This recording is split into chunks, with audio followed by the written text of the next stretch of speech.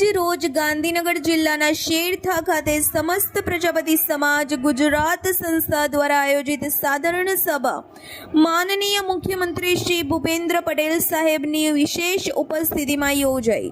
આ પ્રસંગે રાજ્યસભાના સાંસદ માનનીય શ્રી મયંકભાઈ નાયક, પૂર્વ રાજ્યસભાના સાંસદ માનનીય શ્રી દિનેશભાઈ અનાવાડિયા, પ્રદેશ ભાજપ મંત્રી શ્રીમતી નૌકાબેન પ્રજાપતિ, સંસ્થાના પ્રમુખ શ્રી અનિલભાઈ પ્રજાપતિ, મહામંત્રી CK પ્રજાપતિ, પ્રવીણચંદ્ર પ્રજાપતિ, દશરથભાઈ પ્રજાપતિ, સંયોજક વીરચંદભાઈ પ્રજાપતિ, સહસંયોજક લાલજીભાઈ પ્રજાપતિ સહિત સંસ્થાના તમામ હોદ્દેદારો અને મોટી સંખ્યામાં સમાજના ભાઈ બહેનો ઉપસ્થિત રહ્યા હતા। Reporter CK Prajapati, DD news live 24, Gandhinagar.